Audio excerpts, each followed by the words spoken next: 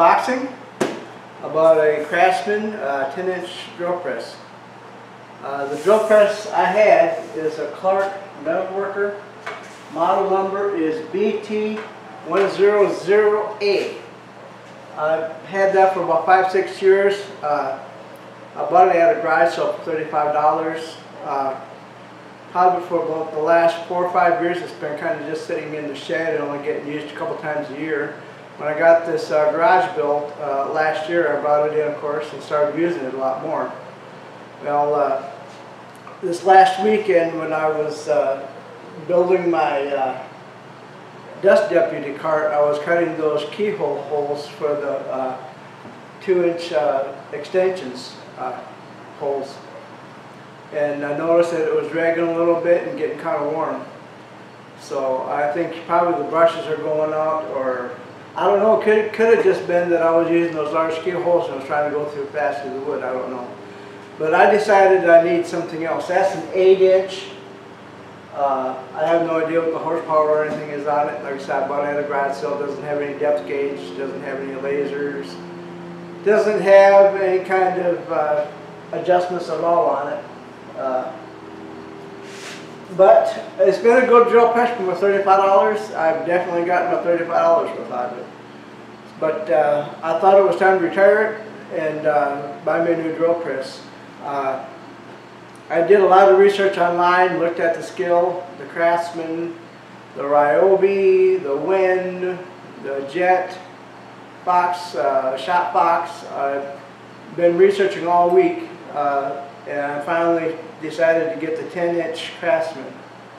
I wanted to stay under $150 because as long as I'm practical about it, my wife doesn't say too much. But if I told her I wanted to spend $400 for a benchtop drill press, she might take pause. So I know my limitations, let's put it that way. But she was happy for me. She didn't care that I bought it. She knew I needed it, and for what I'm doing. But anyway, let's dig into it and get it unboxed. I'm gonna just kind of take it out of the box, show you what's in it, and then I'll stop the video and get it put together either tonight or in the morning, and then I'll do a demo of it.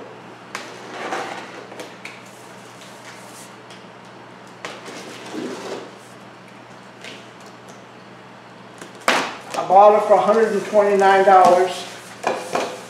It was $134.99 at the store, but their website advertised it for $129.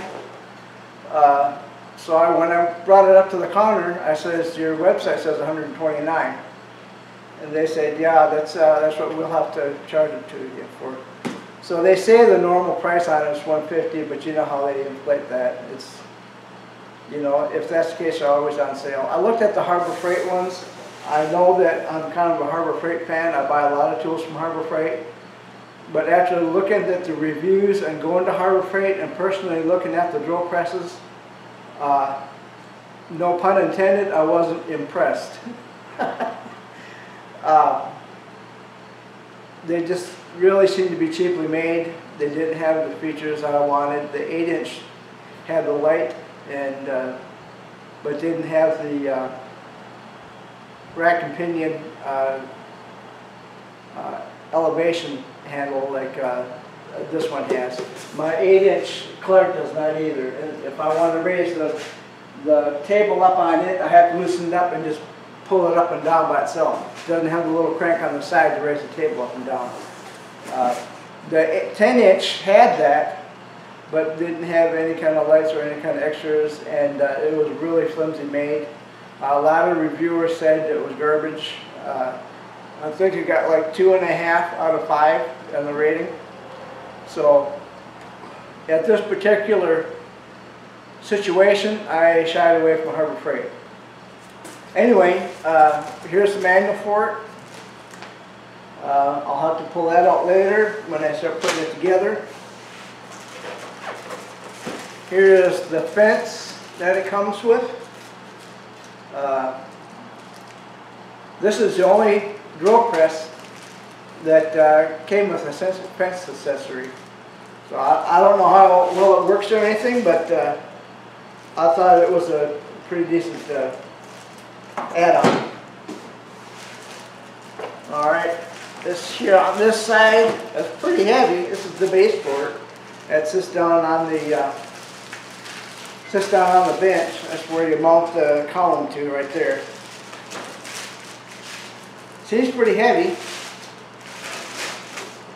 I'd say that metal is probably 7/16, 3/8 to 7/16 wide here on the back where it mounts to. The front seems a little thinner, maybe 3/8 here in the front, but looks pretty stout.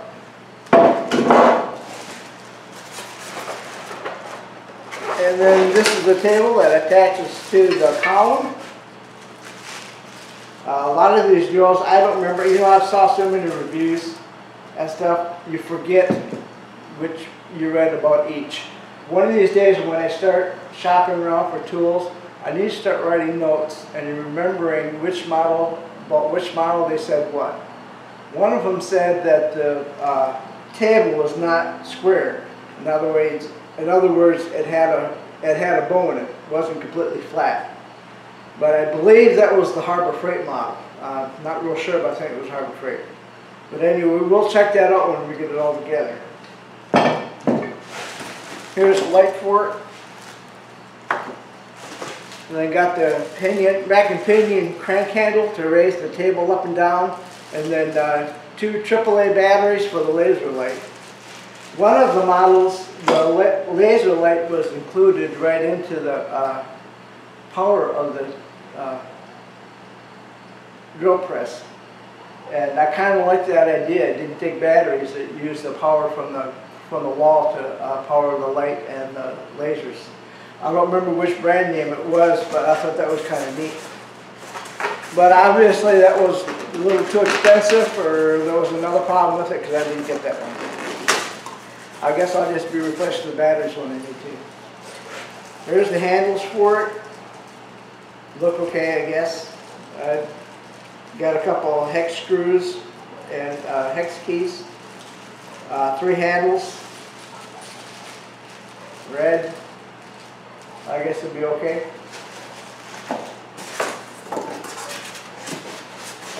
And there's a big old piece of styrofoam.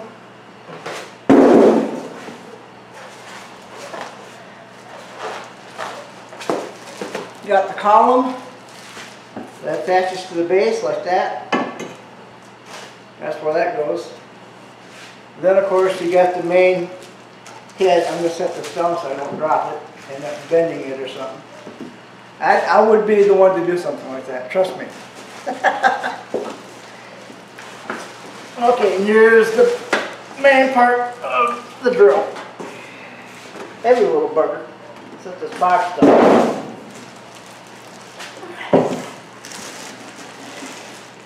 Another thing I liked about the Sears Craftsman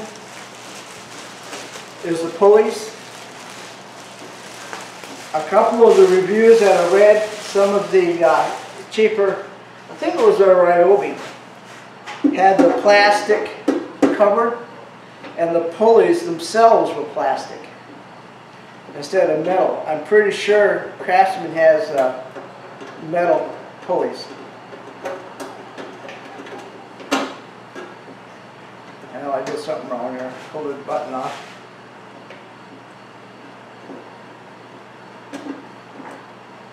Trying to open it up to take a look at the pulleys.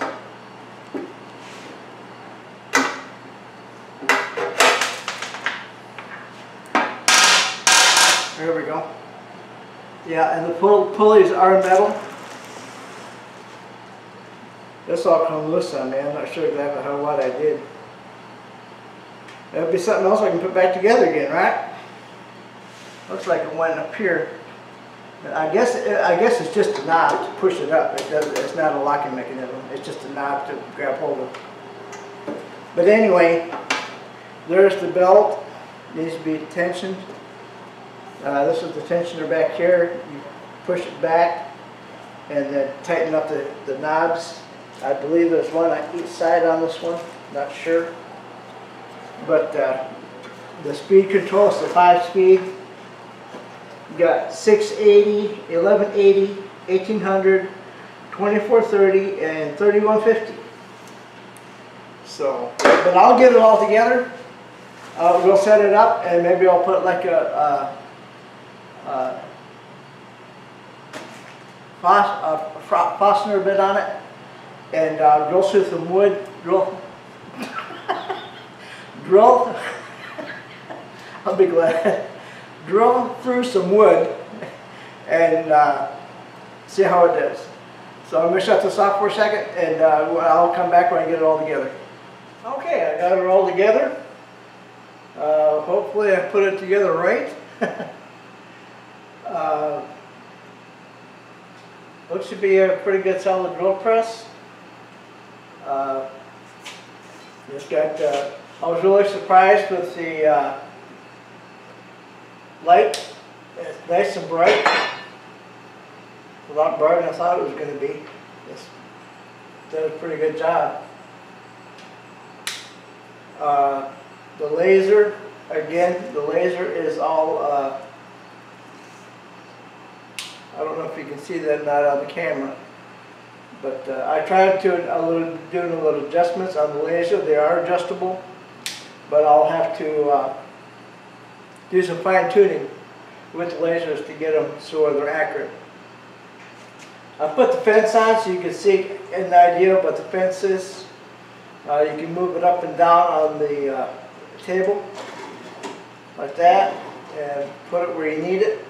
It's got a stop on it. You can loosen it up and move the stop back and forth, so if you have multiple pieces so you need to put the hole in the same place, you can set the stop up so every time you put a new piece on it, it'll drill in the exact same spot. I thought that was not bad, you know, considering it's the only press that came with some type of a fence on it. So I'm not complaining. Top, as far as tightening the belt and stuff, it came loose. I put it on the second. I put it on the second pulley, which according to the diagram is 1180 RPM, which is probably just fine for wood. I might move it up one more speed, put it in the middle. It's actually got 5 speeds on it. For woodworking, I don't see me doing a whole lot of metalworking, maybe a little bit, but I bought it mostly for woodworking, and I think 5 speeds is more than adequate. I put a, looks like about a 1-inch Fastener bit in it. I thought we'd drill through a piece of 2x4 and see how it does. Turn it on. It's actually kind of quiet. There's not a lot of vibration. It's not really rattling or anything. The bit and the chuck seem to be pretty true. I don't see any wobble. If there's a little wobble, it's the bit itself. I don't think it's the chuck. The chuck seems to be pretty true. On my old one, it had quite a bit of wobble. Once I started the hole and got the bit going into the material, then it kind of, you know, straightened itself out. And actually didn't do too bad a job of accurate cuts. But it did wobble. That chuck did wobble a little bit in the old one. This one seems a lot more smoother. Of course it should, it's brand new. Let's go ahead and look at this table. Like I said, I believe it was a Harbor Freight drill press that said the table wasn't flat. It had a bowl in it. What happened is the guy put his level on it and realized that the bit was not square with the table. And then he checked the other side and said, what's going on? It's not square on that side either. So he started looking at the table, and you could see that his square was going back and forth. The table actually was not flat. It had a bow in it. This one here isn't that case. It is nice and flat. I don't feel any kind of bowl, any kind of misalignment at all in the table. It feels nice and flat. So the depth gauge is here on the side. You loosen it up, put the depth where you want it.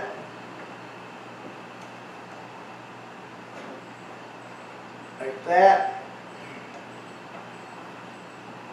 And then that depth gauge, I guess, goes the other way.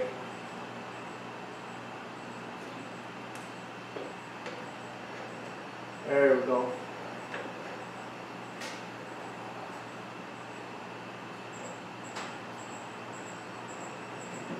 I need to tighten it down. And I think this is at 0, so they shouldn't be going anywhere. Yeah, see? That's as far as it goes right there. So that's the depth gauge on it. Prefer the bar one, I think. Some of the drill presses I looked at had a bar on this side that it had 2 set screws, and you could adjust the depth of the chuck by that bar on this side. And I was kind of thinking this one had that bar when I bought it, but actually it doesn't. It has this style. So, but that's not a deal breaker. As long as it has some kind of depth gauge on it that I can adjust. So if I need to drill some holes that are exact same depth, like I said, my old Clark, it had no type of depth gauge at all. If I wanted to drill several holes that were the same depth, I would take a piece of tape and put a piece of tape on the drill bit, and that's how that was my depth gauge. But this one has one built onto it, which is a feature I wanted. That's the reason, one of the reasons I upgraded to a new one. But let's go ahead and raise this table up and tighten it down. My bench here is in the way a little bit. Move that over and tighten it up. I don't really need it on there. I just basically put it on there so you can kind of get an idea what it looks like. But I'm going to raise this up. The handle here is a little bit flimsy. I was kind of disappointed. It's not real tight. I mean, it works good, and I'm sure it's just fine. Once you get it in the height that you want, then take this lever here on the left side of the drill press and tighten it down, and it's not going anywhere. I believe it was the skill that I looked at. I had a lot of complaints that the locking mechanism here in the back that you tighten down would not hold the table still. You'd tighten it down just as far as it would go, and the table would still wiggle back and forth. This one here seems nice and tight. I don't have that problem. I don't have it exact centered. There we go. But it's nice and tight. It's not moving. Perhaps what happened is somebody over-tightened it. You had cheap metal, probably just bent. And they over-tightened it, and now they can't tighten it enough to get the table to stay tight. Let's put a piece of 2x4 on there, and let's see how it does. I have not cut a piece of wood with it. The only thing I did, I put a drill bit in it so I could kind of adjust the laser a little bit. But this is actually my first cut. I've got about a 1-inch Forstner bit on here. That's the biggest bit I have. So let's put the light on there. You can get an idea how the light works. It's actually pretty bright. I was surprised how bright that light was. Considering my Clark had no light whatsoever, this one's real bright. So let's turn it on and give it a shot. I don't have any dust collection. I'll have to rig up some kind of dust collection for it. I believe it was the it was either the Shop Fox or the Win that had dust collection. It actually had a port underneath the table. The old one, I rigged up my shop vac so I could put the hose in the back, and it did pretty good as far as keeping the dust, you know, and all the wood shavings and stuff. all over the table. This one here, I'll have to figure something else out. It sits up a little bit higher, and I'm going to have to kind of redo my dust collection jerry rig. So let's turn it on and see how it does. As you see, it is nice and quiet. The chuck is running true. Before I get started, I'll give you one thing about this chuck. The directions said to use a non-petroleum based solvent like alcohol or lacquer thinner. I didn't have any lacquer thinner, but alcohol is not petroleum based. Alcohol has petroleum in it, so I couldn't use alcohol. So I used a paint thinner, and to get all the oil, they put a coating of oil on all the parts when they ship it so it doesn't rust in shipment. And before you press this chuck up into the collet or into the driving mechanism, you need to wipe all that oil off so you get a good seat. Because this chuck is just pressed onto the shaft. There's no locking mechanism or any kind of keyed slot or anything like that. It's just pressed on there. And what I did is I took a block of wood and went by the directions. The directions is what it said, to raise the table up and use a wooden mallet. But I didn't have a wooden mallet, so I used a 2x4, and it said to use the handles and just push down on it real hard until the chuck seats up on top. Well, as you can see, that's what I did, and one of these handles bent a little bit on me. Didn't bend a lot. I think it was this one right here. So when that didn't work, I took a little hydraulic jack, stick a hydraulic jack on the bottom, put the 2x4 on top of that, between that and the chuck, and use the hydraulic jack to kind of take pressure off the handles. As far as I can tell, the chuck is all the way up as far as it'll go. I guess I'll find out soon enough. They say the proof is in the pudding. Well, if I use it one of these days, the chuck goes flying through the ceiling or something, I know I didn't have it all the way up in there. But I'm pretty sure I do.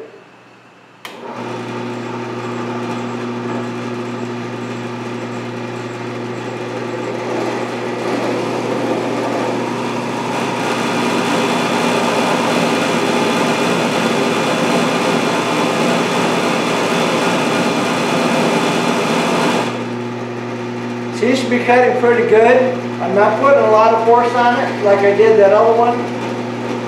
I don't really hear it bogging down a lot. Seems to have plenty of power. Getting a little bit of vibration right now, but I guess that would be normal. The chuck seems to be staying in place.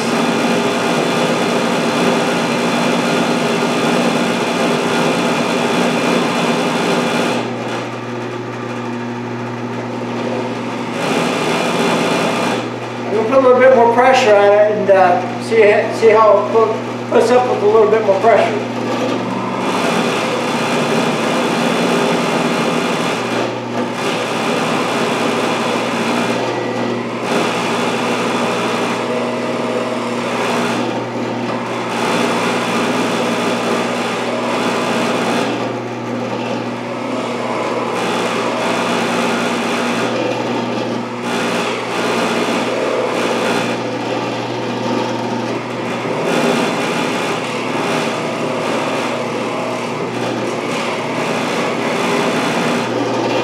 I think we're about through.